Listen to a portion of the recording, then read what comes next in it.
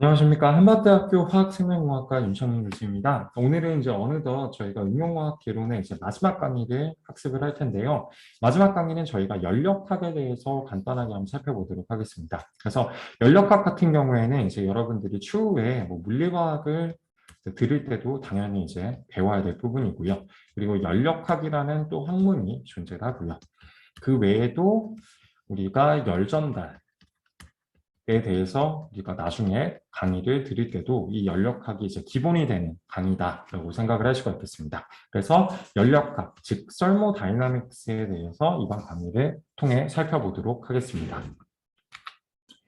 강의의 목차는 뭐 이런데요. 자발성, 엔트로피와 그리고 자유에너지까지 저희가 살펴볼 텐데요. 엔트로피 같은 경우에는 저희가 S로 표현을 해주고 자유에너지는 깁스 자유에너지, G로 표현을 해주는 것입니다. 그래서 자발적 과정과 이제 엔트로피와 연력학 제2법칙, 그리고 자발성에 대한 어떤 온도의 영향, 자유에너지, 그리고 이온성 수용액에서의 엔트로피 변화. 아마 제가 봤을 때 한 이 정도까지 하고 저희가 강의가 끝나지 않을까 싶은데요. 한번 할 수 있는 만큼 최선을 다해서 강의를 해보도록 하겠습니다. 네, 그렇다면 저희가 처음에 연력학 제1법칙에 대해서 한번 살펴볼 텐데요. 연력학 제1법칙, 이제 굉장히 거창해 보이는 법칙인데요. 연력학 제1법칙에서 말하는 것은 우주의 에너지는 항상 일정하다. 그리고 에너지는 창조되거나 파괴가 될 수 없다. 이게 무슨 말이지라고 이제 생각을 하게 될 텐데, 우리가 배터리에 대해서 한번 생각을 해보도록 하겠습니다. 일단 배터리라는 것은 우리가 배터리를 만들기 위해서 거기에다가 뭐 음극과 이제 양극을 넣을 것이고요. 이제 배터리에 에너지를 내는 그러한 활물질 같은 거를 투입을 하겠죠. 그렇다면 이 배터리는 에너지를 이제 내어놓게 될 텐데요. 에너지를 다 내어놓고 나면 배터리가 수명이 다해서 끝이 납니다. 그런데 이 에너지는 우주라는 관점에서 봤을 때 배터리가 내어놓은 에너지가 또 다른 에너지가 되고 또 다른 에너지가 될 수 있고요. 심지어 배터리를 만들 때도 에너지가 들어간 상태에서 어떠한 기계들이 이제 작동을 했겠죠. 그렇기 때문에 그 기계들이 배터리를 만들어낼 수가 있었고 배터리가 또 다른 형태의 에너지로 전환이 되었고 그 에너지는 배터리를 통해서 우리가 다른 기계를 작동을 시키고 또 배터리를 만들 수도 있겠죠. 혹은 다른 데로 에너지가 활용이 될 수도 있을 것이고, 그리고 배터리가 폐기가 된 상태에서 이 폐기물을 활용을 해서 또 다른 에너지를 만들 수도 있을 것입니다. 그래서 우주의 에너지, 즉 에너지의 총량은 항상 일정하다라고 저희가 생각을 할 수가 있겠고, 에너지는 창조되거나 파괴가 될 수 없다. 그래서 그렇다면 배터리는 창조된 게 아닌가요? 배터리에서 나온 에너지는 결론적으로는 사라진 게 아닌가요? 파괴된 것 아닌가요? 이렇게 저희가 생각을 할 수가 있을 텐데, 우리가 연력학 제1법칙에 큰 관점으로 봤을 때 에너지의 총량은 항상 동일하고 에너지 자체는 창조되거나 파괴되는 것이 아니라 이제 다른 형태의 에너지로 변환이 되는 것이다 라고 생각을 할 수가 있겠습니다. 그래서 전체의 에너지는 항상 일정하지만 에너지는 물리적 및 화학적인 과정에서 여러 가지 형태로 전환될 수가 있다라는 것이 이제 연력학 제1법칙의 의미이고요. 그렇다면 밑에 반응을 한번 살펴볼 텐데요. 메탄, CH4가 어떠한 산소와 만났을 때 우리가 이 반응을 연소 반응이라고 부릅니다. 그래서 연소 반응이 일어나게 되면 이산화탄소와 그리고 물이 생성이 될 것이고요. 그리고 에너지가 나오게 됩니다. 여기서의 에너지가 생성물 쪽에서 나왔다라는 것은 이 반응이 발열 반응이라는 것을 우리가 알 수가 있습니다. 그렇다면 밑에 그림을 한번 살펴볼 텐데요. 일단 에너지를 우리가 높이의 관점으로 일단 보게 된다면 처음에 메탄과 그리고 산소가 존재하는 곳이 이제 매우 높은 곳에서의 에너지라고 저희가 한번 생각을 해보겠습니다. 그래서 이 산소와 메탄이 이제 연소 반응을 거치게 되면은 연소를 통해서 에너지가 이제 열로 바뀌게 되고요. 열로 바뀌게 되면서 위치 에너지가 감소를 하였습니다. 감소를 하면서 생성물인 CO2와 물로 변화가 되었습니다. 그렇다면 이 반응에서 일정량의 에너지가 이제 열로서 방출이 되는 것인데요. 이 에너지는 반응에서 이산화탄소와 물이 만들어질 때 메탄과 O2의 각 결합에 저장되어 있던 포텐셜 에너지가 낮아지면서 이제 방출되는 것이다. 그래서 포텐셜 에너지라는 것은 우리가 이제 위치 에너지를 다르게 표현을 해주는 것입니다. 그래서 위치 에너지가 열 에너지로 전환되었지만 우주의 에너지량으로 우리가 생각을 해보았을 때 연력학 제1법칙에 따라서 이 변화가 된 에너지는 어딘가에 또 저장이 되어서 남아있다라고 생각을 할 수가 있는 것입니다. 그래서 위치 에너지라는 말이 이제 여러분들이 조금 복잡하게 생각을 할 수가 있을 텐데요. 위치 에너지도 제가 간단하게 설명을 하자면 우리가 어떤 산에 놓고 생각을 해봤을 때 이 산 위에 돌멩이가 존재를 한다면 이 산 위에 존재하는 돌멩이의 위치 에너지는 굉장히 높습니다. 그러다가 이 돌이 밑으로 이제 굴러 떨어지게 되면은 위치 에너지는 낮아지겠죠. 하지만 위치 에너지가 낮아지는 대신에 돌멩이가 굴러 떨어지면서 어떠한 운동 에너지를 발생을 시킬 것입니다. 그래서 위치 에너지가 이제 운동 에너지로 전환이 되었다라고 생각을 할 수가 있겠고, 여기서 연소 반응을 살펴보았을 때도 어떠한 이 위치 에너지가 연소 반응을 통해서 이제 열이라고 하는 에너지의 형태로 변화가 되었다라고 생각을 할 수가 있겠죠. 그래서 전체적으로 살펴본다면 에너지는 항상 일정하고 보존이 되고, 그리고 파괴되거나 창조가 될 수는 없지만 다른 형태로 어떠한 물리적 및 화학적인 과정을 통해서 여러 가지 형태로 전환될 수가 있다라는 것이 이제 연력학 제1법칙의 핵심이라고 할 수가 있겠습니다. 그렇다면 우리가 자발성에 대해서도 간단히 살펴봐야 될 텐데요. 어떤 과정이 외부의 간섭 없이, 즉 무엇인가 우리가 더 해줘야 되는 그런 일이 없이, 예를 들어서 생각을 해본다면 우리가 라면을 끓이려고 한다면은 물을 넣어야 되고요. 그 물에다가 우리가 열을 가해줘야 되겠죠. 그래서 열을 가해주게 되면 라면이 익게 될 것입니다. 그렇다면 이것은 우리가 외부에서 지금 열을 더해줬기 때문에 이 라면이 끓는 이 반응을 그냥 생각해 본다면 25도씨 상온에서 그냥 자발적으로 일어나는 반응이라고 볼 수가 없습니다. 그런데 어떤 과정이 외부의 간섭 없이 일어나게 된다면 우리가 그것을 자발적이라고 말하고 자발적 반응이라고 말합니다. 그래서 자발 과정이 진행 속도는 근데 빠를 수도 있고 이제 느릴 수도 있습니다. 그래서 자발 과정의 예를 한번 살펴보자면 공은 언덕에서 아래로 굴러내려가지만 결코 자발적으로 언덕 위로 굴러서 올라갈 수는 없습니다. 이건 어떻게 보면 우리가 실생활에서 알고 있는 그러한 섭리와 같은 거죠. 그리고 기체는 용기 속에서 균일하게 분포가 되지만 용기의 일부분에 자발적으로 전체 기체가 모이지 않는다. 이것도 이제 너무나 당연한 그러한 상식에 부합하는 소리이죠. 그리고 0도씨 이하의 온도에서 물은 자발적으로 얼고, 그리고 0도씨 이상에서는 얼음은 자발적으로 물로 다시 바뀌게 된다. 이것도 너무나 상식적인 이야기들인데요. 연력학 발전의 초기에는 어떤 과정이 발열 반응이라고 한다면 우리가 자발적이라고 생각하는 그러한 것들이 이제 초기에 존재했었습니다.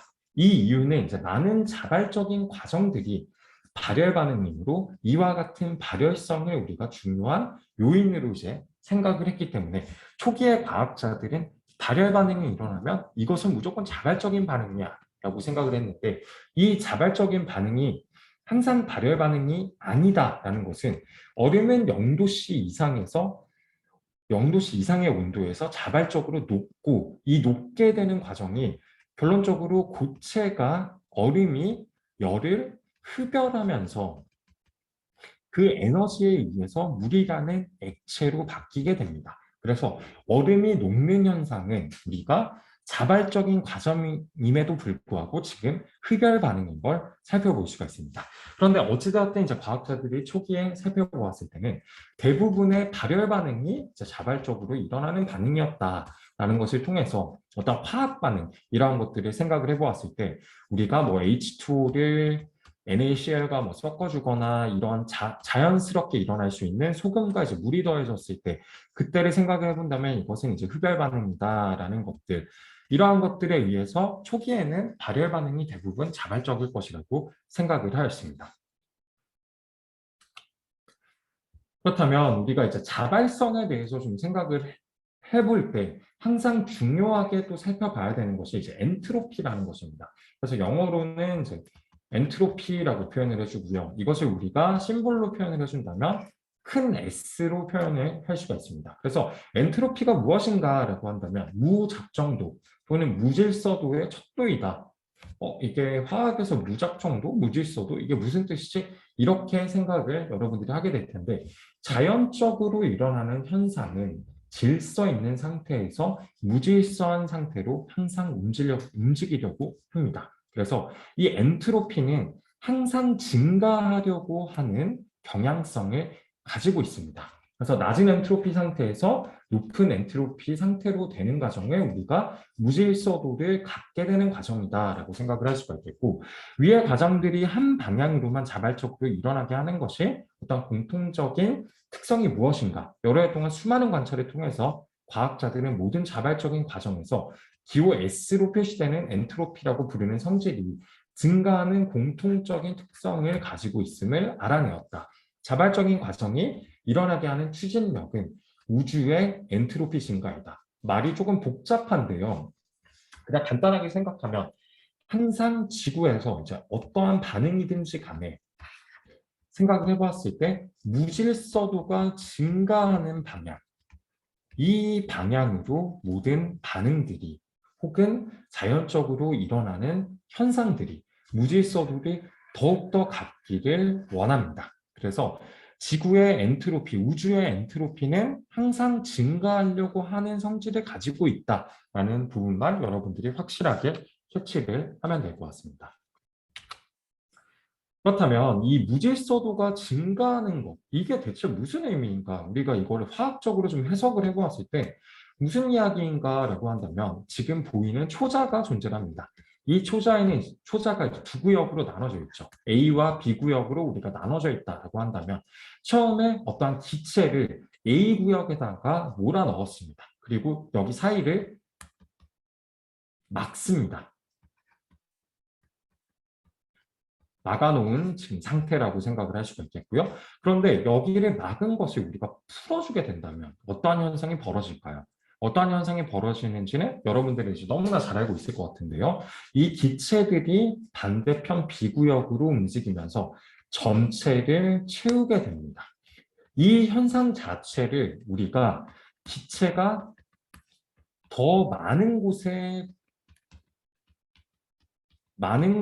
부피를 차지하는 현상. 이 현상 자체를 우리가 엔트로피가 증가하는 과정, 즉 무질서도가 증가하는 과정 혹은 자발적으로 일어나는 과정이다라고 생각을 할 수가 있겠고 용기 내에서 기체가 균일하게 퍼져 있는 상태가 다른 어떤 상태보다 더 큰 확률을 가지기 때문에 자발적으로 균일한 분포를 얻게 된다. 이 과정이 자발적으로 진행되는 추진력은 이제 확률이다라고 얘기를 했는데 이 기본적인 우리가 지금 너무나 당연하게 알고 있는 이러한 것들이 자발적으로 일어나고 그리고 엔트로피가 증가하는 과정인데 왜 이렇게 발생을 하게 되냐라고 한다면 우리가 수학적으로 봤을 때는 그것은 이제 확률에 기인한다라고 생각을 할 수가 있겠습니다. 그렇다면 이 자발적으로 기체가 용기 속을 채우는 반응에 대해서 우리가 확률을 한번 따져보겠습니다. 그러면 우리가 살펴볼 것은 이 자발성과 이제 엔트로피에서 앞에서 살펴보았었던 지금 초자가 존재하고요. 총 4개의 이제 기체 분자가 존재한다라고 생각을 해보았을 때 여러 가지 이제 배열의 종류들이 있을 텐데 일단 첫 번째 배열을 살펴본다면은 한쪽에 A 구역에만 기체들이 모여 있고 B 구역엔 존재하지 않는 경우의 수를 생각을 해본다면 이것은 당연히 한 가지 종류밖에 없을 것입니다. 그런데 이 4가지를 우리가 기체를 A, B, C, D로 이제 표현을 하고 두 번째 배열에 대해서 생각을 해본다면 A 하나, B 하나, C 하나, D 하나가 B 구역으로 넘어올 그러한 경우의 수는 총 4개가 된다라고 생각을 할 수가 있겠고 이번에는 각각 기체 분자가 2개씩 A 구역과 그리고 B 구역에 존재하는 경우에 수를 모두 다 계산을 해본다면 총 6가지 종류가 있습니다. 그리고 이번에는 반대로 A 구역에 하나, B 구역에 3개가 모여있을 경우를 생각을 해본다면 또 4가지. 그리고 다섯 번째는 한쪽에만 다 모여있을 확률을 생각을 해본다면 한 가지 경우의 수밖에 존재하지 않습니다. 그렇다면 지금 여기서 딱 살펴볼 수 있는 게 기체 분자가 4개가 존재를 한다면 전체적으로 A구역과 B구역에 2개씩 나눠서 고르게 분포할 경우의 수가 가장 높다라는 것을 확인할 수가 있고, 이를 통해서 우리가 수학적으로 확률적으로 살펴보았을 때 기체 분자가 전체 초자 안을 가득 고르게 분포해서 채우고 있을 확률이 가장 높다라는 것을 다시 한번 확인할 수가 있습니다. 그렇다면 이제 전체 분자의 수의 함수로 왼쪽 용기에서 모든 분자를 발견할 수 있는 확률, 즉 이쪽에만 이제 다 존재하는 경우에 대해서 우리가 생각을 해본다면 분자 수가 하나일 때는 당연히 하나만 한쪽에 있으면 되죠. 그래서 2분의 1이지만 분자 수가 2개인데 2개가 다 한쪽에 몰려 있을 확률은 2분의 1 곱하기 2분의 1이라면 4분의 1로 벌써 25%로 떨어졌습니다. 그 다음에 분자 수가 3개라면 이때는 2의 3승, 즉 8분의 1의 확률이 되는 거고요. 5개라면 32분의 1, 10개라면 1024분의 1이 되고요. 우리가 점점 늘어나서 어떠한 아보가드로의 수까지 넘어가게 된다면 아보가드로의 수는 1몰당 존재하는 분자의 숫자죠. 그래서 6 곱하기 10의 23승인데요. 이럴 경우를 생각을 해본다면 이때의 확률은 10의 마이너스의 2 곱하기 10의 23승만큼밖에 존재하지 않는다. 따져보면 너무너무 확률들이 이제 작아지게 되겠죠. 그렇기 때문에 기체가 양쪽에 고르게 분포해 있을 확률이 한쪽에 몰려 있을 확률보다 훨씬 비교도 안 될 만큼 뭐 저희가 로또를 생각을 할 텐데 로또와도 비교가 안 될 정도 확률로 이제 굉장히 희박한 확률이다라고 저희가 생각을 할 수가 있겠습니다.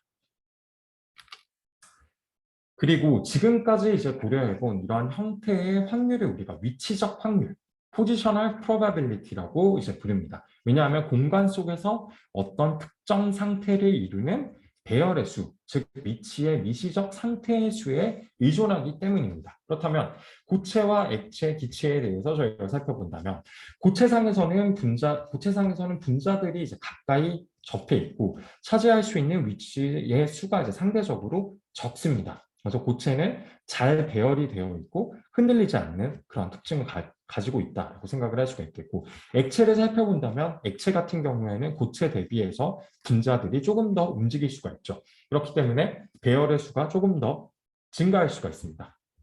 그리고 기체에 대해서 생각을 해본다면 기체상에서 분자들이 서로 멀리 떨어져 있어서 차지할 수 있는 위치의 수가 이제 상대적으로 더더욱 많다. 그리고 이러한 경우를 우리가 무질서도가 크다라고 표현을 합니다. 왜냐하면 기체 분자들이 자유롭게 이제 움직일 수 있기 때문에 우리가 그만큼 표현할 수 있는 배열의 수가 이제 증가하게 된다라고 생각을 할 수가 있겠습니다. 그래서 고체와 액체와 기체 자체에 우리가 엔트로피를 놓고 생각을 해본다면 당연히 기체의 엔트로피, 즉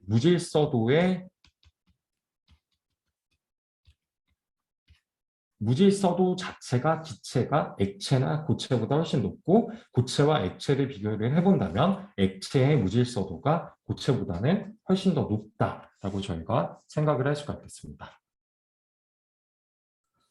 네, 그렇다면 간단한 예제를 통해서 저희가 위치적 엔트로피에 대해서 한번 살펴보도록 하겠습니다.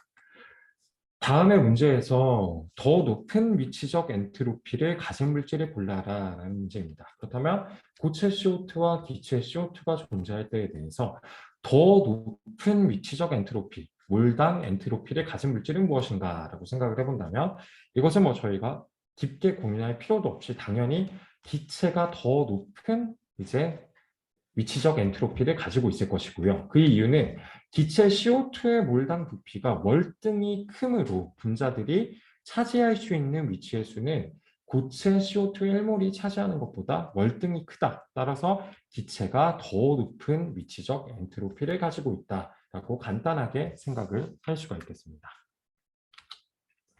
그리고 위치적 엔트로피의 변화 예측에 대해서도 저희가 살펴볼 텐데요. 다음 각 가정에 대하여 엔트로피의 변화의 부호를 예측하라라는 문제입니다. 그러니까 즉 엔트로피의 변화를 우리가 델타 S라고 부를 수가 있고요.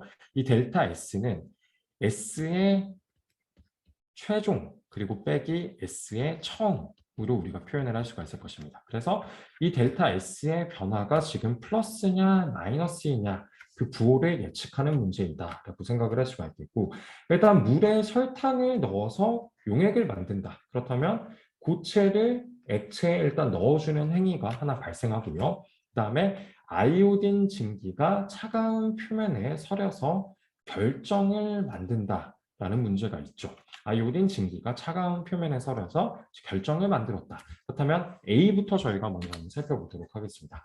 일단 용액이 만들어질 때 설탕 분자는 물속에 아무렇게나 이제 분산이 되고요. 더 큰 부피에 분산이 될 수 있게끔 아무렇게나 분산이 됩니다. 그래서 위치적 엔트로피가 더 커진다. 즉 플러스로 가게 된다. 그 이유는 고체였던 설탕이 액체에 녹으면서 설탕의 분자들이 더 분산이 많이 되면서 더 많은 위치적 에너지를 차지하게 된다라고 생각을 할 수가 있을 것입니다. 그래서 이 엔트로피의 증가, 제가 이제 위에서 썼던 것이 이제 여기 나오네요. 그래서 델타 S는 S 최종 빼기 이제 S 초기이고, 이제 엔트로피의 증가를 의미하는 것이고, 이것은 델타 S가 플러스를 띠는 것이다 라는 표현으로 저희가 생각할 수가 있겠습니다. 그리고 여기 최종에 대해서는 우리가 용액 형성 후, 그리고 S 초기는 용액 형성 전의 엔트로피의 차이이다 라고 생각을 할 수가 있을 것이고요. B에 대해서 저희가 생각을 해본다면 기체 아이오딘이 고체로 변하기 때문에 우리가 결정화가 되었다라고 생각을 할 수가 있겠죠.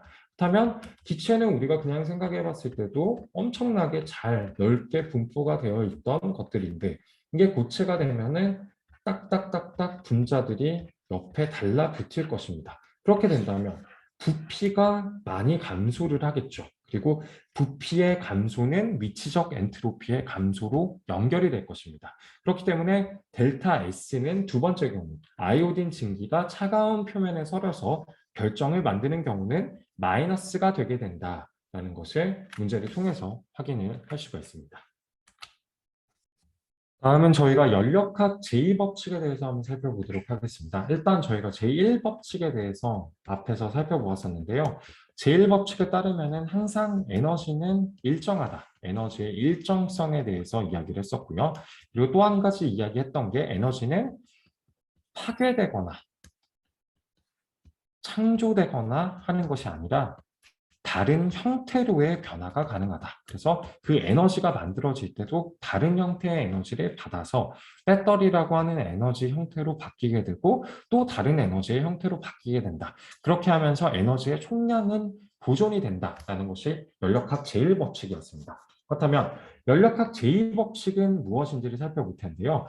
연력학 제2법칙에서 첫 번째로 정의가 되는 것은 자발적인 과정에서 우주의 엔트로피는 항상 증가하려고 한다라는 것이 첫 번째 정의이고요. 그리고 자연은 항상 가장 큰 확률을 가진 상태로 되려고 한다라는 것이 두 번째 정의입니다. 그렇다면 제가 앞에서도 자발적 과정과 그리고 이제 엔트로피를 묶어서 이야기를 했었는데요. 항상 자발적인 과정은 엔트로피가 증가하려고 하는 방향으로 일어나게 됩니다. 그렇다면 자연은 항상 가장 큰 확률을 가진 상태가 되려고 한다라는 두 번째 정의에 따라서 우리가 앞에서 살펴본 초자에서 가운데를 막았는데 한쪽을 기체로 채웠습니다. 그런데 가운데 마개를 풀었더니 기체가 반대편까지 퍼지게 되죠. 이 반대편으로 퍼지게 되는 확률이 가장 높은 경우의 수였고요. 그렇기 때문에 자연은 항상 확률적으로 봤을 때도 가장 높은 확률을 가지려고 하고, 이 높은 확률을 가지게 됨으로써 기체가 모여있던 것이 부피가 가운데가 열리면서 더 큰 부피를 기체들이 차지하게 되었고, 이 부피를 크게 차지하는 것이 결론적으로 기체의 관점에서 본다면 엔트로피, 즉 무질서도가 증가한 것이다 라고 생각을 할 수가 있겠습니다. 그래서 이 우리가 연력학 제2법칙을 정의를 할 때 S 우주라는 말이 나오게 됩니다. 그러면 우리가 큰 개념으로 봤을 때 우주라고 하는 것이 존재를 하고요. 그리고 그 우주는 개와 주위로 이루어져 있습니다. 그래서 우리가 반응이 일어나는 곳, 우리가 관심을 가지는 곳이 개라고 한다면 그 개를 제외한 주변의 영역들을 우리가 주위라고 표현을 해주고 개와 주위를 합쳐서 우리가 우주라고 하는 것으로 표현을 해줍니다. 그렇다면 이 델타 S의 우주는, 즉 우주의 엔트로피의 변화는 개의 엔트로피 변화 더하기 이제 주위의 엔트로피 변화의 합이 되게 됩니다. 그래서 이 델타 S 우주가 만약에 플러스를 가지고 있을 때, 플러스의 부호를 가지고 있을 때는 이 과정은 그 방향으로 자발적으로 일어나는 방향이다 라고 생각을 할 수가 있겠고, 델타 S 우주가 마이너스를 띄고 있다면 반대 방향으로 자발적으로 일어나는 경우가 발생을 하게 됩니다. 그래서 연력학의 제2법칙은 다시 한번 제가 이야기를 하겠지만 자발적인 과정에서 우주의 엔트로피는 항상 증가하려고 한다. 그래서 델타 S의 우주가 플러스라면 그 방향으로 너무나 당연히 자발적으로 일어나게 되고요. 만약 마이너스라면 이 우주는 다시 큰 엔트로피로 돌아가고 싶겠죠. 그렇기 때문에 우리가 마이너스를 일으킨 그 반대 방향으로 가면서 엔트로피를 플러스로 바꿔주려고 합니다. 그래서 이게 연력학 제2법칙의 정의라고 할 수가 있겠습니다. 그렇다면 이번에는 주위에서 일어나는 엔트로피의 변화에 대해서 한번 살펴보도록 하겠습니다. 우리가 앞에서 살펴보았듯이 우리가 관심을 가지는 부분에 개라고 표현을 해주고요. 그리고 개를 감싸고 있는 부분에 우리가 주위라고 표현을 합니다. 그리고 이 두 개를 합쳐서 우리가 우주라고 부른다라고 하였습니다. 그렇다면 주위에서 일어나는 엔트로피의 변화는 무엇에 의존하는지에 대해서 살펴볼 텐데요. 일단 첫 번째는 델타 S 주위의 부호는 열 흐름의 방향에 따라서 의존하게 됩니다. 그래서 일정한 온도에서 개에서 만약 발열 반응이 일어나게 된다면 그 개에서 발생한 열은 주위로 이동을 당연히 하겠고요. 그리고 주위 원자들의 어떤 에너지들이 증가하면서 무질서한 운동이 증가가 될 것입니다. 그래서 델타 S 주위는 양의 부호를 띠게 된다는 것을 확인할 수가 있고요. 이거에 대해서 간단하게 한번 생각을 해본다면 우리가 라면을 끓이게 될 때 한번 생각을 해보도록 하겠습니다. 만약 라면을 끓이게 된다면은 우리가 냄비 안에 이제 물을 채워 넣겠죠. 물을 채워 넣고 그리고 여기에다가 우리가 열을 가해 줄 것입니다. 그렇다면 열을 가해 주게 되면은 여기 안에 지금 냄비 안에 물이 있는 곳이 우리가 개라고 생각을 해보았을 때 이 안에서 열에 의해서 물 분자들이 점점 에너지를 가지게 되고 진동을 하게 될 것입니다. 그렇게 되면서 이제 뜨거운 수증기들이 발생을 하게 되겠죠. 그리고 뜨거운 수증기들과 함께 열이 주변의 공기에 이제 전달이 되게 될 것입니다. 그렇다면 주변의 공기를 우리가 주위라고 생각을 할 수가 있겠고요. 그렇다면 이 열들이 주변의 공기에 전해지게 되면 공기들이 또 뜨거워지니까 분자의 운동을 하게 되고 점점 더 팽창을 하게 될 것입니다. 그래서 이 개 안에서 우리가 어떤 발열의 반응이 일어났다면 그 열들이 이제 주변으로 전달이 되고요. 열들이 주변으로 전달이 되게 된다면 주위에 존재하는 분자들도 이제 운동을 하게 되고 그로 인해서 무질서한 분자들의 운동량이 증가를 결론적으로 하게 됩니다. 그렇기 때문에 델타 S의 주위는 플러스를 띠게 된다. 어떨 때? 발열 반응일 때라고 생각을 할 수가 있겠고 우리가 일정한 온도에서 만약 개에서 흡열 과정이 일어나게 된다면 그때는 델타 S 주위의 부호는 마이너스를 띠게 될 것입니다. 그래서 이러한 경우가 이제 무엇이 있냐라고 생각을 해본다면 고체에서 액체로 바뀌는 것은 일반적으로 무질서하게 이제 움직인다라고 생각을 할 텐데 저희가 얼음과 물을 생각을 해본다면 얼음이 물로 변화하는 과정을 우리가 얼음이 흡열을 하면서 이제 물이 되는 것이다라고 생각을 할 수가 있겠죠. 그래서 우리가 얼음을 놓고 이제 주변에 물을 놔둔다면 이 얼음이 자연스럽게 물로 이제 바뀌게 될 텐데요. 그러니까 얼음물을 만들었을 때를 저희가 생각을 해본다면 물 자체가 가지고 있는 에너지를 얼음이 빨아들이면서 이 얼음이 다시 녹아서 이제 물이 되는 것이라고 생각을 할 수가 있겠습니다. 그래서 이것을 우리가 흡열 반응이다라고 표현을 한다라고 생각을 할 수가 있겠고, 두 번째로는 델타 S 주위의 크기는 온도에 의존하게 된다라고 생각을 할 수가 있겠고요. 이 온도에 의존하게 된다라는 것은 열의 형태로 일정량의 에너지가 이동을 할 때 델타 S 주위는 높은 온도보다는 낮은 온도에서 더 큰 비율로 증가하게 된다라는 것입니다. 그래서 델타 S 주위는 전달된 열의 양에 정비례하고 그리고 온도에는 반비례하는 어떠한 특성을 보여준다. 그래서 자발성에 대한 온도의 영향을 저희가 엔트로피 변화, 주위의 엔트로피 변화를 기준으로 살펴보았을 때 열 흐름의 방향에 의존을 하고 그리고 온도에 의존을 하게 된다라는 것을 확인할 수가 있었습니다. 그렇다면 이번에도 저희가 자발성에 대한 온도의 영향에 대해서 간단히 또 한번 살펴볼 텐데요. 일단 발열 과정과 흡열 과정을 우리가 표기를 한번 해보도록 하겠습니다. 그래서 발열 과정 같은 경우에는 앞에 살펴보았듯이 델타 S의 주위가 플러스가 되는 것이다. 그리고 흡열 과정은 델타 S 주위의 부호가 마이너스가 되는 것이다 라고 얘기를 했었죠. 그리고 우리가 이것을 표현을 할 때 열의 양을 우리가 온도로 나눈 것으로 이제 표현을 할 수가 있다라고 생각을 할 수가 있겠고, 그렇다면 발열과 흡열 과정은 결론적으로 플러스와 마이너스로 각각 반대 부호를 가진 온도의 어떠한 온도에 따른 이제 열의 변화량을 우리가 살펴보는 것이다. 그런데 부호의 변화에 따른 열의 변화량을 살펴보는 것이다 라고 생각을 할 수가 있겠고, 열의 흐름, 일정 압력에서 열의 흐름은 우리가 엔탈피라고 부르는 델타 H로 표기를 할 수가 있습니다. 그래서 지금 나와 있는 것을 우리가 살펴본다면 일단 델타 S, 엔트로피, 그리고 델타 H가 이제 나왔고요. 델타 G에 대해서도 우리가 자유에너지에 대해서도 이야기를 했었죠. 그래서 발열 과정에서는 이 엔탈피의 부호가 마이너스이고 흡열 과정에서는 엔탈피의 부호가 플러스를 띠게 됩니다.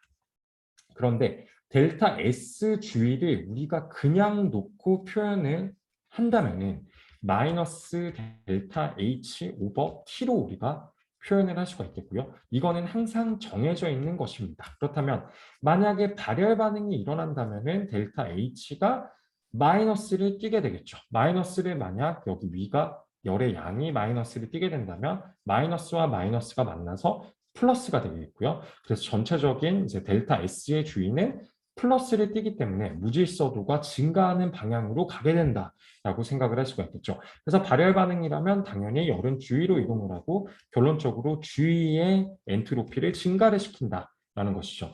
그래서 초기에 과학자들이 발열 반응을 생각했을 때는 이런 경우들이 거의 대부분 관찰되었기 때문에 발열 반응이 항상 엔트로피를 증가시킨다. 자발적으로 일어나게 된다. 라고 생각을 하였던 것이고, 우리가 그렇다면 흡열에 대해서 생각을 해본다면 흡열 반응은 발열 반응의 이제 거꾸로죠. 그렇다면 마이너스의 델타 H의 여기는 플러스가 되겠죠. 그리고 T라면 마이너스와 플러스가 만나면 결론적으로 델타 S는 마이너스를 띠게 될 것입니다. 그래서 흡열 반응이 일어난다면 엔탈피가 만약에 이제 플러스라면 플러스일 때는 여기 델타 H가 플러스가 되고 열은 주위에서 개로 이동을 하게 됩니다. 그래서 열은 주위에서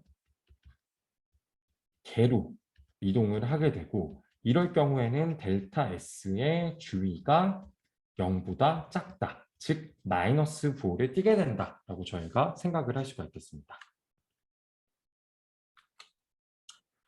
네, 다음은 실제 예제를 통해서 델타 S 주위의 결정을 하는 문제를 한번 같이 살펴보도록 하겠습니다.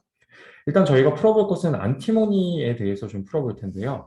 안티모니의 야금에서 순수한 금속은 광석의 조성에 따라서 여러 가지 다른 반응을 통하여 얻게 됩니다. 그래서 예를 들면 황화물 광석의 안티모니를 환원시키는 데 철이 사용이 되고요.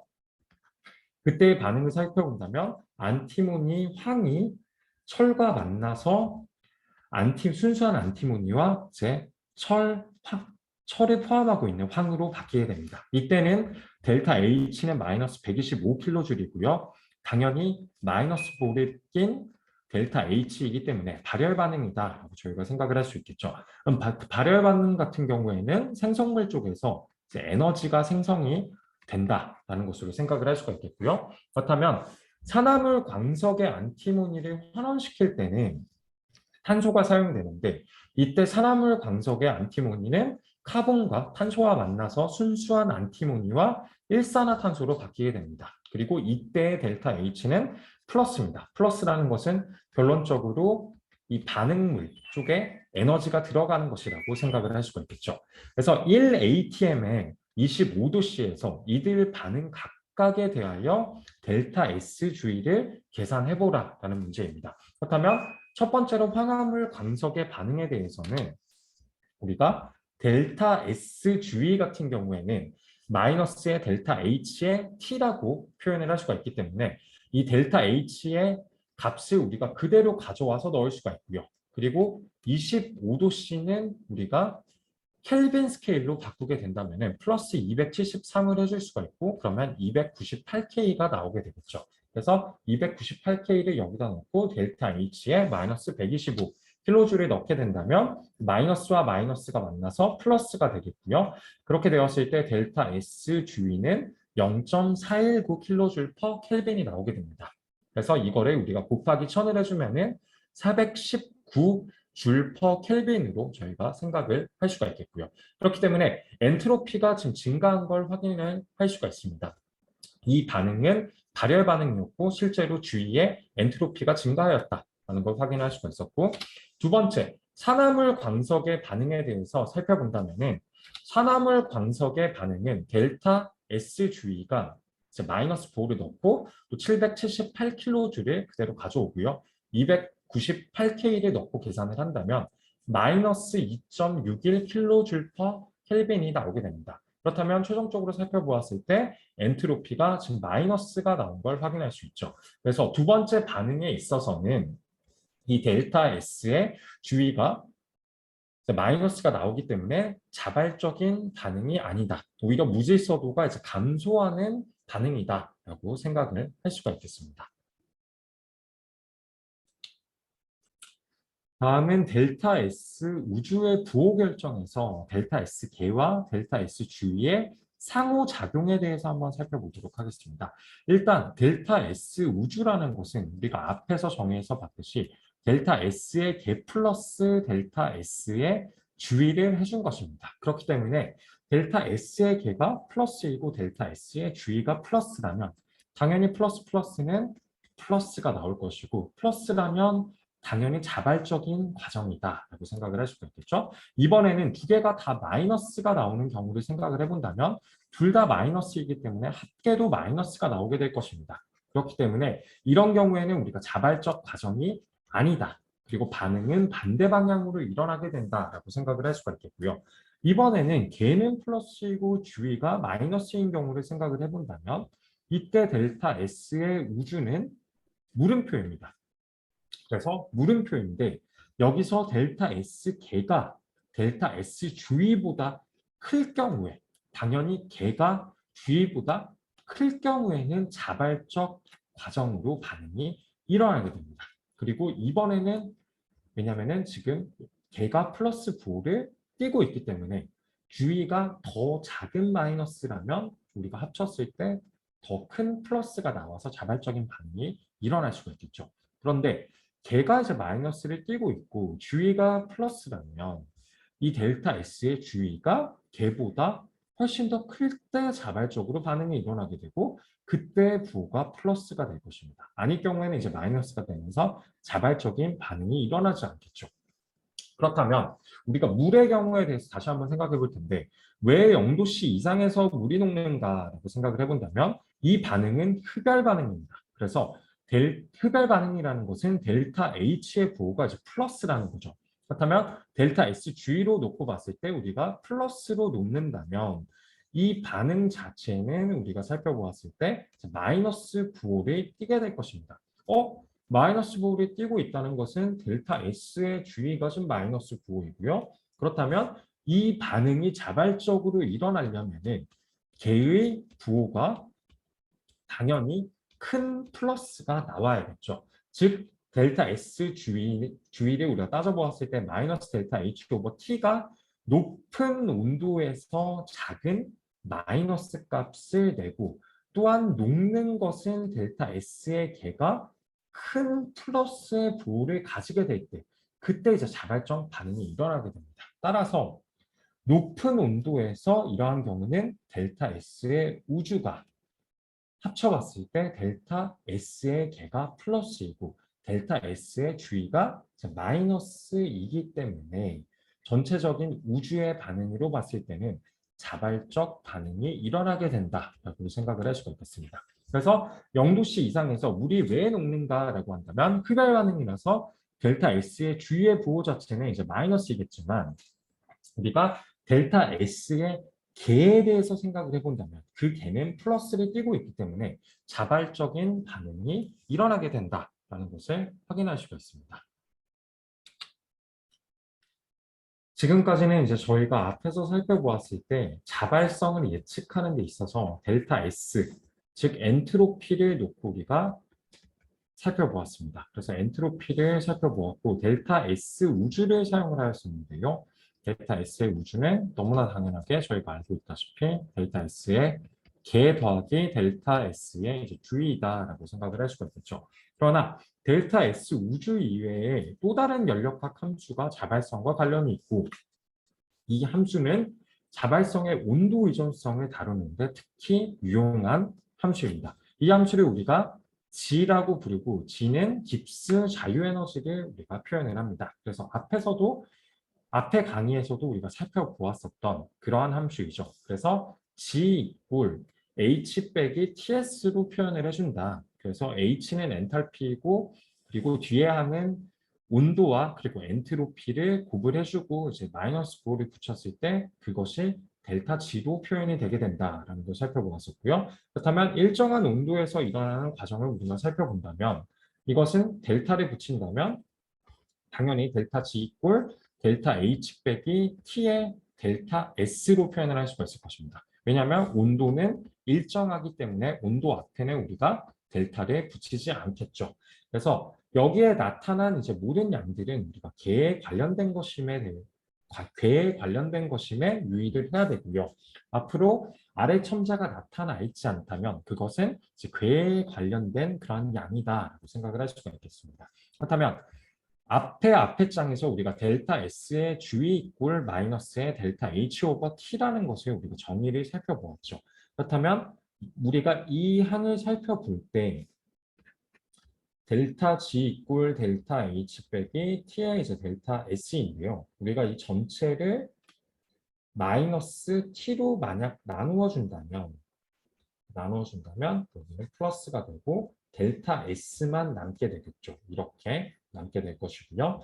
그렇다면 델타 S의 주위는 우리가 마이너스의 델타 H 오버 T인 걸 알고 있기 때문에 이 항에 대해서 우리가 다시 한번 생각을 해본다면 이 항은 델타 S 주위 더하기 델타 S와 동일하다라고도 생각을 할 수가 있겠고 이 두 개의 정의를 생각을 해본다면 우리가 주위라고 붙어 있고 여기 델타 S 밑에 아무것도 표기가 되어 있지 않다면 이것은 개에 대해서 의미를 하는 것이죠. 그래서 주위와 개를 더해주면 델타 S의 우주와 동일하다라고 생각을 할 수가 있겠고 그렇게 되었을 때 델타 S의 우주는 마이너스의 델타 G 오버 T와 동일하다라고 우리가 생각을 할 수가 있겠습니다. 그런데 이거는 어떤 경우에 성립을 한다라고 살펴본다면 일정 온도 및 압력 조건에서 성립을 하는 공식이다라고 생각을 할 수가 있겠습니다.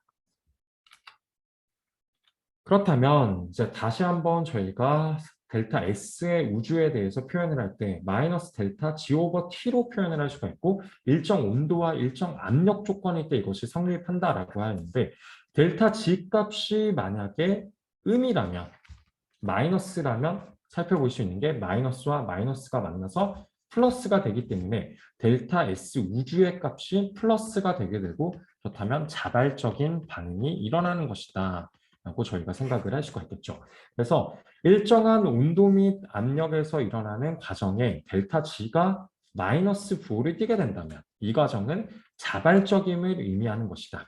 즉 자발적 과정은 자유에너지인 델타 G가 감소하는 방향으로 발생하는 것이다 라는 것을 살펴보았습니다. 그래서 우리가 앞에서 살펴보았듯이 어떠한 델타 S의 우주와 그리고 이제는 델타 G까지도 포함을 해서 이 두 가지 함수를 통해서 자발성을 예측을 해보았고 모든 과정에 적용되는 우주의 엔트로피와 일정 온도 및 압력에서 진행되는 과정에서 이용될 수 있는 자유에너지 두 개를 우리가 살펴보았습니다. 그런데 많은 화학 반응들이 후자의 조건에서 일어나므로 우리가 자유에너지가 화학자에게 이 자발성에 대해서 파악을 할 때는 훨씬 더 유리한 조건으로 살펴볼 수 있는 그러한 함수이다 라고 생각을 할 수가 있겠습니다. 네, 그렇다면 우리가 자유에너지식을 통해서 얼음이 녹는 과정에 한번 적용시켜 보도록 하겠습니다. 앞에서도 계속 이야기를 했지만 얼음이 물이 되는 과정을 살펴본다면 이것은 우리가 흡열 반응이라고 불렀습니다. 그래서 얼음이 열을 흡수를 해서 이제 액체화가 되게 된다라는 것이었고 이 H2S 솔리드인 얼음이 이제 H2O 리퀴드로 변화가 된다라는 것이고요. 이때 반응이 일어날 때 우리가 엔탈피를 살펴본다면 엔탈피는 약 6030 줄 몰이 나오게 됩니다. 그런데 여기서 지금 플러스 부호이기 때문에 우리가 이것을 흡열 반응이다라고 부를 수가 있겠죠. 그런데 엔트로피를 살펴본다면 엔트로피의 경우에도 지금 플러스를 띠고 있습니다. 그렇다면 엔트로피가 플러스를 띠고 있다면 이거는 일단 자발적인 반응이네. 자발적인 반응인데 우리가 델타 G 이꼴 델타 H 빼기 T의 델타 S의 관점에서 살펴보았을 때 여기가 지금 플러스이고 그리고 뒤에도 플러스라면 이 델타 G가 마이너스가 되어야지만 우리가 자발적인 반응이 일어난다라고 생각을 할 수가 있겠죠. 그렇기 때문에 이 델타 H보다 뒤에 항이 이제 더 큰 음의 수를 가지게 될 때 그때 우리가 자발적인 반응이 일어난다라고 생각을 할 수가 있겠습니다. 그럼 표를 한번 살펴볼 텐데요.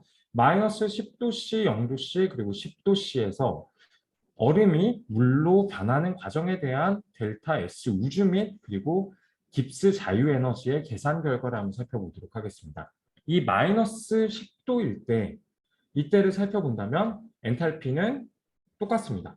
플러스죠. 그리고 엔트로피의 경우는 22.1입니다. 그리고 여기에 우리가 델타 S의 이제 주의를 생각을 해볼 때 이때 엔탈피 나누기 이제 T를 해주게 되는데 이때를 살펴본다면 마이너스 22.9가 나오게 되고요. 그리고 델타 S 우주의 관점으로 우리가 살펴본다면 델타 S 그리고 더하기 델타 S의 주의를 해준다면 델타 S의 우주가 나오게 되겠죠. 그래서 이거를 다시 한번 전개를 해보겠습니다. 마이너스 10도C인 경우에 우리가 델타 S 우주를 한번 계산을 해보자면 22.1 빼기 22.9가 되게 되겠죠. 그래서 결론적으로 마이너스 0.8이 엔트로피로 나오게 되고 마이너스 0.8이라면 이것은 자발적인 반응이 아니네 라고 생각을 할 수가 있겠죠.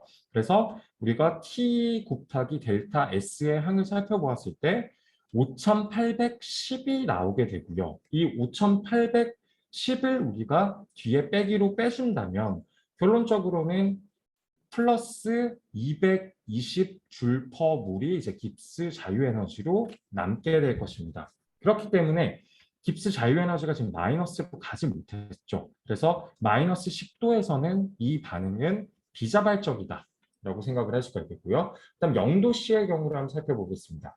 0도C에서는 델타 S의 이제 우주를 살펴본다면 이것은 22.1 빼기 그리고 주기는 마이너스 22.1이기 때문에 결론적으로 0이 나오게 되고요.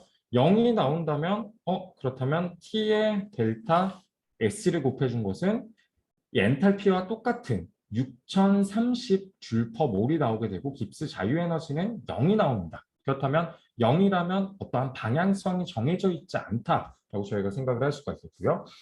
그렇다면 이번에는 마지막으로 10도씨를 살펴볼 텐데 1대 델타 S의 우주를 살펴보게 된다면 22.1 그리고 빼기 21.3이 나오면서 이때는 플러스 0.8 줄 퍼 켈빈의 몰이 나오게 되고 T의 델타 S를 계산을 했을 때 6250이 나오게 됩니다. 그렇다면 6030 빼기 6250을 해준다면 대략적으로 마이너스 220 줄 퍼 몰이 나오게 되겠죠.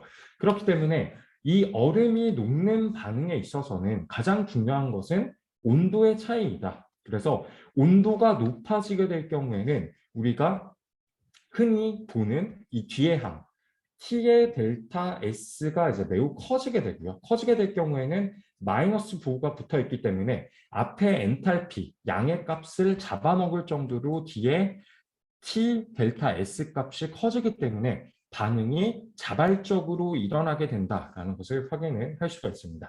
그렇기 때문에 온도가 높을 경우에 얼음이 이제 물로 우리가 변하게 된다라고 생각을 할 수가 있겠습니다. 네, 다음은 우리가 깁스 자유에너지에 대해서 이 깁스 자유에너지가 델타 H와 그리고 뒤의 항으로 이루어져 있는데 어떠한 경우에 자발성의 온도 의존성 결과가 발생하는지에 대해서 다시 한번 표로 한번 살펴보도록 하겠습니다. 일단 델타 S가 좀 플러스로 나올 때 그리고 엔탈피가 마이너스로 나올 때를 생각을 해본다면 엔탈피가 마이너스이고 뒤에 마이너스 부호가 있는데 플러스라면 뒤항은 당연히 마이너스가 나오겠죠. 그래서 이러한 경우에는 델타 S가 플러스 그리고 델타 H가 마이너스인 경우에는 모든 온도에서 반응이 자발적으로 일어나게 된다. 이 온도가 어떤 온도여도 반응이 자발적으로 일어나게 된다라고 생각을 할 수가 있겠고 이번에는 델타 S가 플러스, 델타 H가 플러스인 경우를 생각을 해본다면 앞의 항이 플러스이고 뒤의 항도 플러스라면 마이너스 부호가 있기 때문에 뒤의 항은 전체적으로 이제 마이너스가 나오게 되겠죠. 그런데 이 마이너스가 플러스 델타 H보다 이제 커야지만 자발적인 반응이 일어나게 될 것이고 그렇다면 T, 즉 온도가 커야지만 마이너스 부호를 가진 항의 수가 이제 커질 것입니다. 그래서 높은 온도에서 자발적으로 반응이 일어나게 된다. 라고 생각을 할 수가 있겠습니다. 그래서 이거의 예시는 우리가 앞에 살펴보았듯이 얼음이 이제 물로 변화하는 이 과정을 우리가 생각을 하면 될 것 같고요. 델타 S가 마이너스이고 델타 H가 이제 마이너스인 경우를 생각을 해본다면 델타 H가 마이너스이고 그다음에 뒤에 마이너스가 있고 델타 S도 마이너스라면 이 두 개가 결론적으로 플러스로 바뀌겠죠. 그렇다면 낮은 온도에서 뒤에 항이 작아질 것이기 때문에 앞에 델타 H항이 마이너스로 남게 되겠죠. 그래서 둘 다 마이너스인 경우에는 낮은 온도에서 반응이 자발적이다라고 생각을 할 수가 있겠고 그렇다면 마지막 경우 델타 S가 마이너스이고 델타 H가 플러스라면 이런 경우에서는 우리가 델타 H가 지금 플러스이고 그리고 델타 S가 마이너스라면 뒤에 항도 마이너스와 마이너스가 만나서 플러스가 되므로 모든 온도에서 이제 비자발적이다. 왜냐하면 델타 G가 플러스로 나와버리기 때문이다 라고 생각을 할 수가 있겠습니다. 그렇다면 자유에너지와 자발성에 대해서 우리가 문제를 한번 살펴볼 텐데요. 다음 과정은 1ATM일 때 어떤 온도에서 자발적으로 일어나겠는가라는 문제이고 브로민 가스가 존재를 하는데 액체 브로민이 이제 브로민 가스로 이제 바뀌게 된다라는 문제입니다. 그렇다면 우리가 델타 G를 관점으로 생각을 해보았을 때 델타 H 빼기 T의 지금 델타 S라고 생각을 할 수가 있겠죠. 그렇다면 이 두 개의 항이 똑같아지는 지점은 이제 델타 G가 0이 되는 지점이다라고 생각을 할 수가 있겠고 우리가 이것을 델타 H의 마이너스 T의 델타 S로 일단 표현을 할 수가 있습니다. 그 다음에 이 뒤의 항을 살펴보겠습니다. 델타 G가 델타 H 빼기 T의 델타 마이너스 T의 델타 S라고 했을 때 우리가 0으로 놓고 이 뒤의 항을 다시 한번 정리해서 이 항을 반대편으로 옮겨주게 된다면 결론적으로 델타 H 이꼴 T의 델타 S가 나오게 되는데요. 지금 우리에게 주어져 있는 값들을 본다면 델타 H가 31kJ/몰이고요. 그리고 이것은 T 곱하기 93줄 per K에 이제 몰을 해주게 되면은 이 T의 값에 의해서 이 두 개가 동일해질 때 그때를 우리가 지금 확인을 해야 됩니다. 그렇다면 T를 그대로 놓고 델타 S를 반대편으로 넘겨서 우리가 T에 대해서 계산을 해준다면 333K가 나오게 되고요. 이 333K를 이 델타 S와 곱한다면 대략적으로 31,000줄 퍼 몰이 나오게 됩니다. 그리고 31,000줄 퍼 몰은 31kJ 퍼 몰과 이제 동일하죠. 그렇기 때문에 이 333K를 이제 넘어가게 될 경우에는 우리가 생각을 해본다면 이 델타 G의 관점으로 봤을 때 델타 H 빼기 지금 T의 델타 S인데 요거를 그대로 빼놓고 델타 H 이꼴 지금 T의 델타 S와 동일하다라고 한다면 333K를 이제 넘어가는 순간 그때부터 이 항의 값이 델타 H보다 이제 커질 것입니다. 그런데 델타 H는 이제 플러스 보호를 띄고 있고 델타 S도 플러스 보호를 띄고 있죠. 그래서 위에서 살펴본다면 둘 다 플러스를 가지고 있는 경우에는 높은 온도에서 자발적으로 반응이 일어난다. 그런데 그 기준의 온도가 액체 브로민의 경우에는 333K이고 이거 이상으로 올라가게 될 경우에는 뒤의 항이 마이너스로 바뀌게 되면서 전체적인 반응이 자발적으로 일어나게 된다라고 생각을 할 수가 있겠습니다. 그래서 333K는 액체 브로민이 이제 기화가 되는 온도이고 그때 증발 과정이 자발적으로 높은 온도에서 일어나게 된다라는 것을 문제를 통해서 확인을 할 수가 있었고요. 다음 장에서도 저희가 다시 한번 살펴보자면 온도가 333K보다 이제 커질 때 이때 델타 S항이 중요하다. 왜냐하면 액체 BR2가 증발할 때 일어나는 엔트로피의 증가가 중요하기 때문이다. 만약 T가 333K보다 작다면 발열 방향으로 일어나는 과정이 이제 자발적이다. 그러니까 발열 방향으로 일어나게 된다면 그때는 이제 역과정이 지배적이다. 그리고 자발적이다라고 생각을 할 수가 있겠고 이때는 델타 H항이 중요하게 됩니다.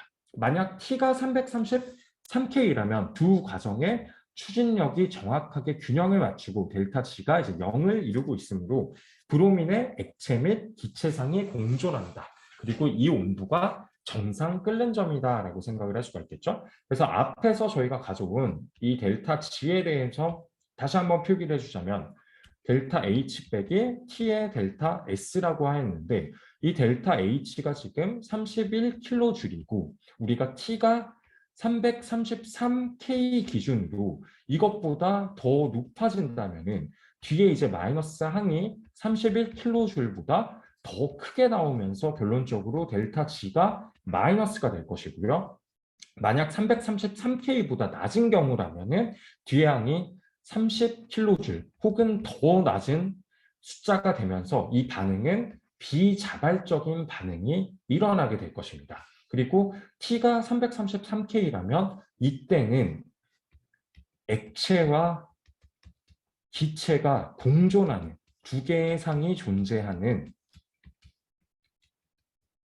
그러한 브로민의 액체와 브로민의 가스가 같이 공존하는 현상이 발생을 하게 된다라고 생각을 할 수가 있겠습니다. 그래서 우리가 자유에너지를 통해서 정확하게 살펴볼 수 있는 것은요. 일단 자발성에 대해서 우리가 확실하게 살펴볼 수가 있고 그리고 델타 G 같은 경우에는 살펴보았을 때 H와 그리고 뒤의 항이 중요하기 때문에 어떤 부호를 델타 H와 델타 S가 가지느냐에 따라서 이 온도의 중요성이 매우 대두된다. 그래서 어떤 경우에는 온도가 높을 경우에 자발적으로 반응이 일어나게 되고요. 어떤 경우에는 온도가 낮을 경우에 자발적으로 반응이 일어나는 경우도 존재할 수 있다라는 것을 계산을 통해서 확인을 할 수가 있었습니다. 그렇다면 연력학 이제 제2법칙을 반응에 한번 적용을 해보도록 하겠습니다. 그래서 N2 가스가 H2와 만나서 이제 암모니아를 만드는 경우에 대해서 한번 살펴볼 텐데요. 밑에를 살펴보았을 때 이 커다란 것이 N2이고 이 옆에 조그마한 것이 이제 H2라고 한번 생각을 해보겠습니다. 그래서 일정 온도 및 압력에서 일어나는 화학 반응에 수반되는 엔트로피 변화를 한번 생각해 보았을 때 지금까지 다룬 과정에서 주위의 엔트로피 변화는 반응이 일어날 때 생기는 열 흐름에 의해 결정되었다. 그러나 반응물과 생성물의 엔트로피 변화는 이제 위치적 확률에 의해서 결정된다.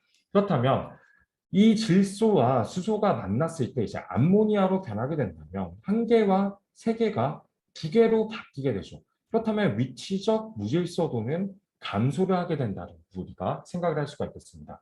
왜냐하면 훨씬 더 많은 양의 이제 분자가 존재를 했었는데 지금 세어본다면 하나, 둘, 셋, 넷, 다, 일곱, 여덟, 아홉, 열, 열하나, 12개가 존재를 했었는데 이게 암모니아로 바뀌면 딱 절반인 6개로 줄어들게 됩니다. 그래서 무질서도의 관점으로 봤을 때는 더 큰 엔트로피가 더 작은 엔트로피로 변화하는 이러한 무질서도의 감소가 일어나게 되고 이 이유는 반응물과 생성물의 엔트로피 변화는 이제 위치적 확률에 의해서 결정되기 때문이다라고 생각을 할 수가 있겠습니다. 그렇다면 다음 반응의 경우를 우리가 생각해 보았을 때 위치적 엔트로피는 증가하겠는가 또는 감소하겠는가라는 문제입니다. 그래서 사물의 암모니아 4개와 5개의 산소가 반응을 했을 때 4개의 일산화질소와 그리고 6개의 물이 발생을 하였다. 그러면 9개가 지금 10개가 된 걸 확인을 할 수가 있겠죠.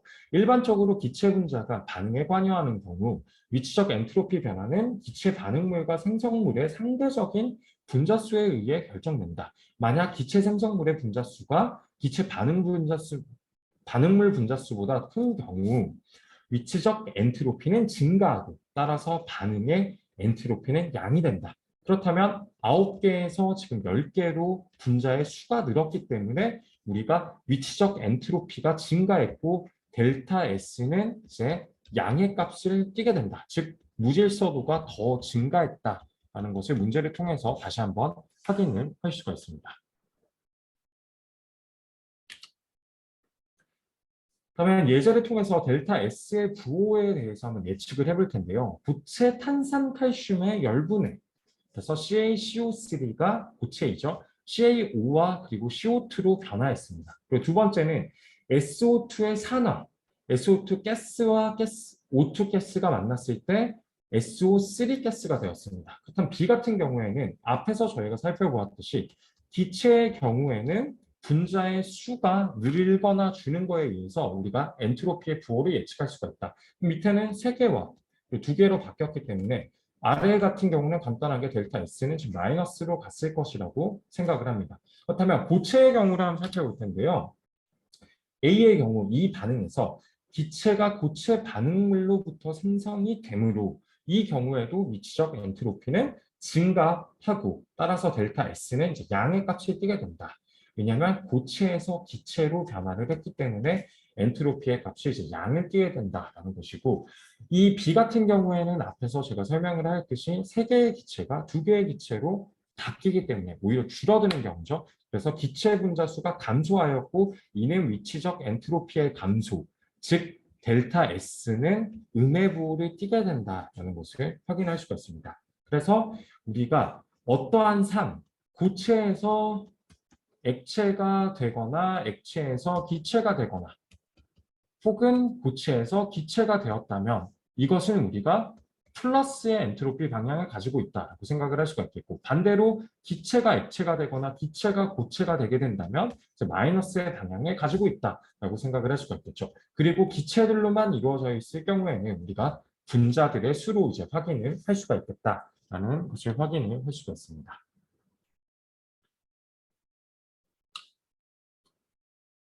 그렇다면 화학 반응에서의 이제 엔트로피 변화를 살펴볼 텐데요. 연력학에서 보통 중요시되는 것은 이제 연력학적 함수의 변화입니다. 그래서 엔탈피나 자유에너지의 절대값들은 측정을 할 수가 없고 그러나 엔트로피는 우리가 정할 수 있다. 이것이 무슨 의미인지 한번 살펴볼 텐데요. 연력학 제3법칙의 이제 정의가 여기서 나오게 됩니다. 그래서 절대 온도 0도에서는 완전한 결정의 엔트로피는 0이다. 이게 무슨 말이지? 라고 생각을 할 텐데 완전한 결정의 경우 온도가 증가됨에 따라 결정 안에서 임의의 진동 운동이 활발해지고 무질서도가 증가를 합니다.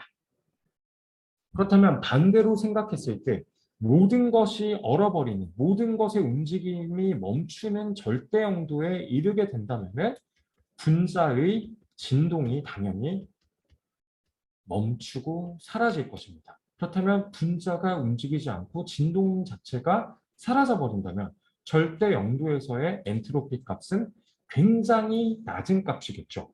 그래서 물질의 엔트로피는 온도와 함께 증가한다라는 정의가 우리가 연력학 제3법칙인 절대 온도 0도에서 완전한 결정의 엔트로피는 0이다라는 거에서부터 우리가 유도를 할 수가 있습니다. 밑에 그림을 살펴보았을 때 0K에서 어떤 염화소의 이상적인 완전 결정체를 살펴본다면 쌍극자 HCl 분자들은 플러스와 마이너스로 배양이 되어 있고 플러스와 마이너스로 배양이 되어 있기 때문에 이렇게 플러스와 마이너스가 각각 서로를 끌어당기죠. 그렇기 때문에 이상적으로 이렇게 깨끗하게 지금 배열이 되어 있는 걸 확인할 수가 있고요. 0K에서 이 결정체의 엔트로피는 0입니다. 즉 무질서도가 존재하지 않는 상태다라고 생각을 할 수가 있겠죠. 그런데 온도가 0K 이상으로 증가를 하게 된다면 그때부터는 어떠한 격자 진동으로 인해서 다수의 쌍극자들의 배양이 변합니다. 일단 배양이 변한 것을 살펴보았을 때 이 플러스가 마이너스를 만나고 싶은데 이 플러스와 마이너스가 먼저 만나고 있습니다. 일단 거리가 멀어지겠죠. 그리고 이쪽도 살펴본다면 플러스가 마이너스를 만나는데 이쪽 마이너스는 플러스를 향하지만 또 마이너스와 마이너스가 또 만날 수 있는 상황이 연출이 됩니다. 그래서 절대 영도에서는 우리가 질서 있게 어떠한 극성에 따라서 배양이 되어 있었던 HCl 분자들이 0K를 넘어가게 되면 그때부터는 열에 의해서 어떠한 진동을 일으키게 되고요. 결론적으로 배양이 틀어져 버리게 되면서 이 배양이 틀어진다라는 것 자체가 이미 엔트로피의 증가를 표현을 하는 것입니다. 그렇다면 우리가 상온에 대해서 생각을 해본다면 25도씨는 우리가 298K라고 부르죠. 그렇다면 298K는 0K에 비교해보면 굉장히 큰 온도입니다. 그렇기 때문에 상온에서 어떠한 우리가 물질의 분자들을 생각을 해본다면 절대 온도 기준에서 봤을 때는 모든 것이 이제 다 무질서도가 증가되어 있는 상태이다라고 생각을 할 수가 있겠습니다.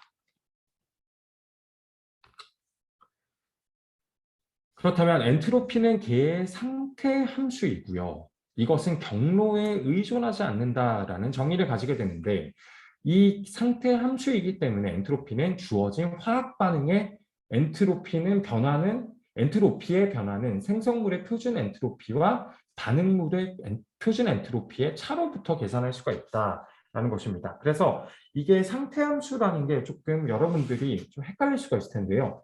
상태 함수는 그냥 간단하게 제가 이야기를 하자면 그냥 처음과 끝이 중요한 함수이다.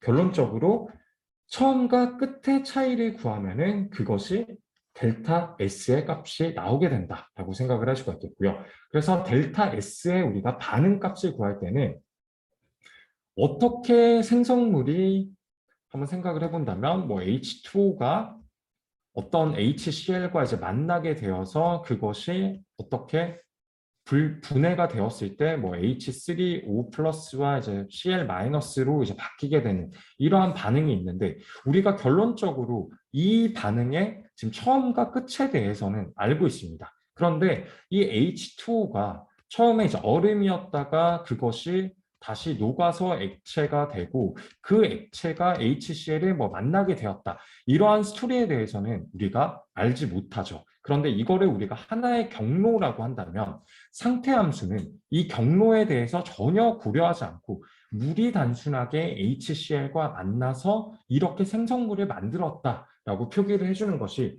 우리가 상태 함수의 정의다라고 생각을 할 수 있겠습니다. 그래서 델타 S의 반응은 어떠한 생성물의 시그마, 생성물의 엔트로피 곱하기 생성물의 몰수 그리고 빼기 반응물의 엔트로피 곱하기 몰수 그리고 그것의 합을 빼준 것이다 라고 생각을 할 수가 있겠고 25도씨에서 다음 반응에 델타 S를 구한다면 한번 살펴보겠습니다. 두 개의 NiS가 세 개의 O2를 만나서 두 개의 SO2 가스와 두 개의 NiO가 되었습니다. 그렇게 되었을 때 우리가 각각의 물질들에 대해서 엔트로피의 값들이 이제 주어져 있습니다. 그렇다면 간단하게 위에서 살펴봤던 정의가 생성물들의 어떠한 엔트로피와 SO2를 살펴본다면 248 그리고 앞에는 두 개의 몰 이렇게 해주고 이거를 뒤에 NiO를 살펴본다면 두 개죠. 2 곱하기 38의 합을 만들어 준 다음에 여기서 반응물들의 값을 빼주게 되면은 그것이 델타 S의 이제 반응과 동일하다. 즉 반응 엔트로피와 동일하다라고 생각을 할 수가 있겠습니다. 그래서 위에서 이제 제가 표기를 해준 것을 다시 한번 살펴보자면 2몰에 248 그리고 2몰에 38 이것은 SO2와 NiO에 대한 이제 합들을 해준 것이고요.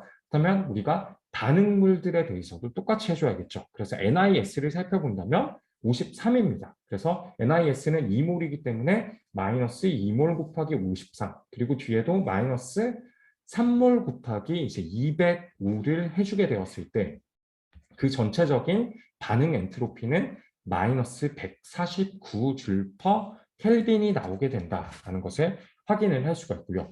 그리고 그냥 반응 자체를 그냥 살펴보았을 때도 기체의 몰수가 3개에서 지금 살펴본다면 2개로 감소를 하였습니다. 그래서 정확하지는 않지만 이 반응에서 기체 분자의 수가 감소하였으므로 델타 S가 우리가 느지막이 마이너스 9를 띄게 될 거야 라는 이제 예측을 할 수가 있습니다. 하지만 이 예측은 항상 맞지는 않기 때문에 여러분들이 반응 엔트로피에 대해서 정확하게 계산을 하고 싶다면은 생성물들의 합에 그리고 반응물들의 합을 빼준 그 엔트로피 값을 꼭 구해서 이것이 플러스가 되는지 마이너스가 되는지를 꼭 확인을 해봐야 될 것입니다.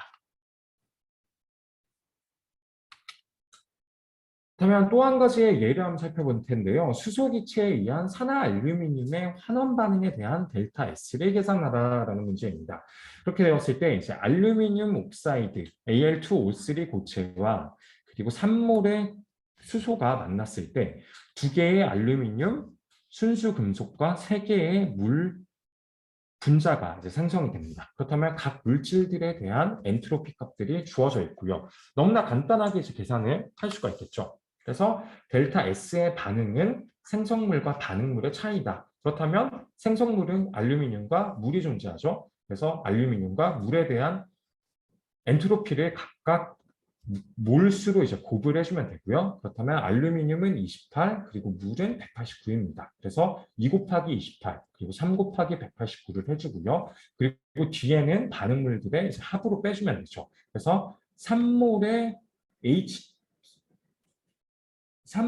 이제 H2를 살펴보았을 때 H2는 131, 그리고 1몰의 Al2O3 같은 경우에는 51을 가지고 있기 때문에 이것들에 대해서 다 계산을 해주면 결론적으로 179줄 퍼 켈빈이 나오게 된다. 그리고 이 값은 플러스, 즉 엔트로피가 증가하는 방향이다라는 것을 확인할 수가 있죠. 그래서 반응물 쪽에 3몰의 수소기체가 존재하고요. 반응물 쪽에 3몰의 수소기체, 생성물 쪽에 3몰의 수증기가 관여를 한다. 그렇다면 이걸 살펴보았을 때 기체만 놓고는 우리가 어느 방향인지 대체적으로 예측을 할 수가 없습니다. 그런데 델타 S가 큰 값을 갖는 이유는 H2O 분자는 비선형의 3원자 분자이므로 비선형이라는 것은 우리가 H2O를 표기를 해준다면 O가 가운데 존재하고 H가 각각 옆에 있는데 이 H와 O가 선형으로 배열이 되어 있는 것이 아니라 약간 휘어 있습니다. 그 휘어 있는 이유는 O는 이제 마이너스 그리고 H는 플러스를 나타내고 있는 상태이기 때문에 약간의 휘어짐이 존재해서 이 위쪽 산소가 있는 쪽은 이제 부분적으로 마이너스 전하를 그리고 아래쪽은 부분적으로 플러스 전하를 띄고 있다라고 생각을 할 수가 있겠고 이원자인 H2 대비해서 훨씬 더 많은 회전 및 진동 운동을 할 수가 있습니다. 따라서 이제 물의 기체의 표준 엔트로피 값이 이제 H2보다 크다. 일반적으로 분자가 복잡할수록 큰 엔트로피 값을 갖는다. 이것을 우리가 H에 대해서 생각을 해본다면 H는 선형으로 이루어진 두 개의 원자가 합쳐져서 이제 하나의 분자를 이루는데 우리가 물과 비교를 해본다면 이 H가 휘어질 수 있는 경우의 수는 많이 존재하지 않습니다.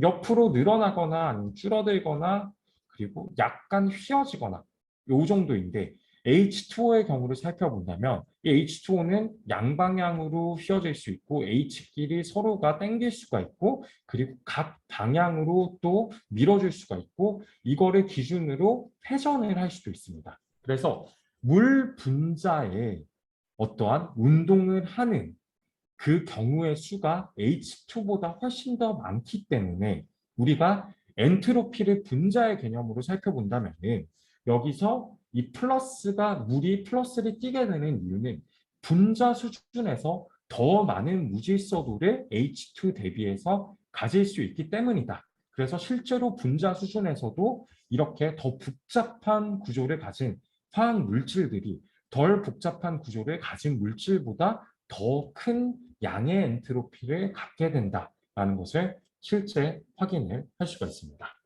네, 그렇다면 이 강의 그리고 이제 총 강의, 이제 전체 수업의 마지막 장의 진도를 한번 나가보도록 하겠습니다.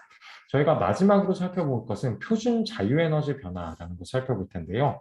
이 델타 G의 우리가 0, 이 0에 대해서 제가 앞에서 이야기를 좀 스킵을 했던 것 같은데 이 조그마한 이 노드, 이 표시가 표준 상태를 의미를 합니다. 그래서 이 표준 상태가 무엇이냐라고 한다면 25도씨에서 이제 1atm 기준, 즉 온도는 상온이고 대기압 상태에서 어떠한 반응이 일어나게 될 때 그때 우리가 이 표준 상태 마크를 붙여줍니다. 그래서 표준 자유 에너지의 변화는 표준 상태에 있는 반응물이 표준 상태의 생성물로 바뀔 때 생기는 깁스 자유 에너지의 변화이다라고 생각을 할 수가 있겠죠.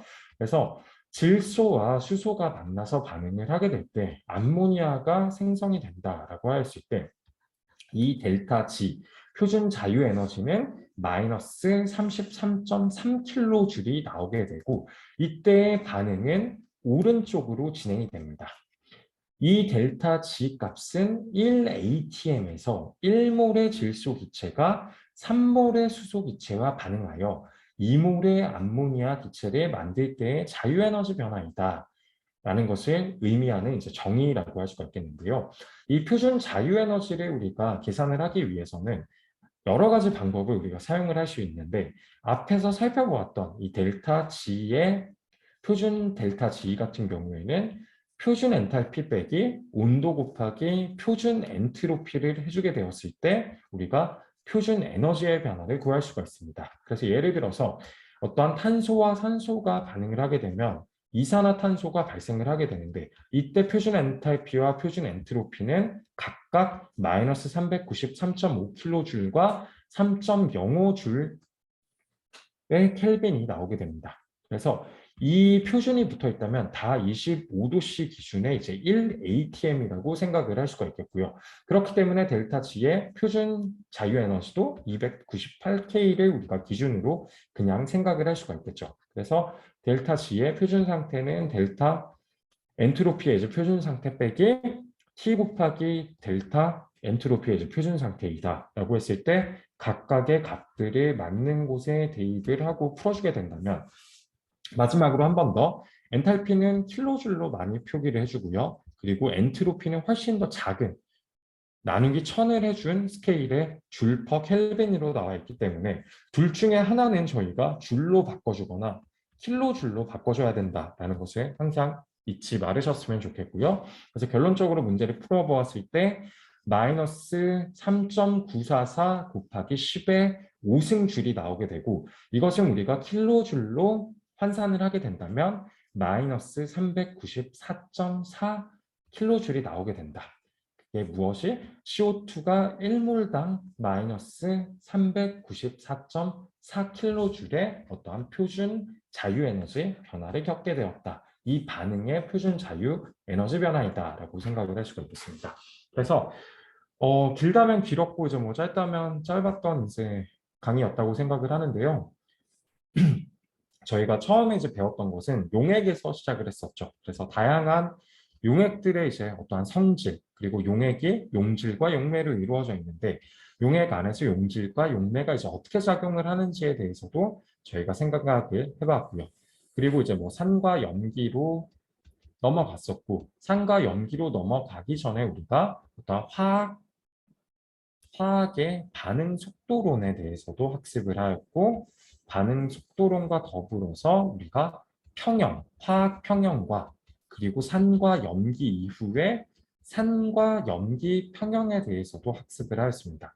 그래서 응용 화학개론 같은 경우에는 이제 일반 화학에서 조금 더 이제 진보가 된 그러한 어, 전공 과목이라고 이제 생각을 하고요. 이 응용화학 개론을 기반으로 이제 여러분들이 추후에 듣게 될 이제 물리화학 혹은 이제 연력학, 뭐 열전달, 그리고 뭐 신소재공학에 계신 분들도 충분히 응용화학 개론의 이제 내용들이 추후에 이제 학문들에 응용이 될 수 있을 거라고 생각을 하기 때문에 이 강의를 이제 제가 하게 되었고요. 그래서 이렇게 짧다면 짧고 또 길다면 긴 강의를 이제 들어주신 여러분들에게 이제 감사하다라는 표현을 하고 싶습니다.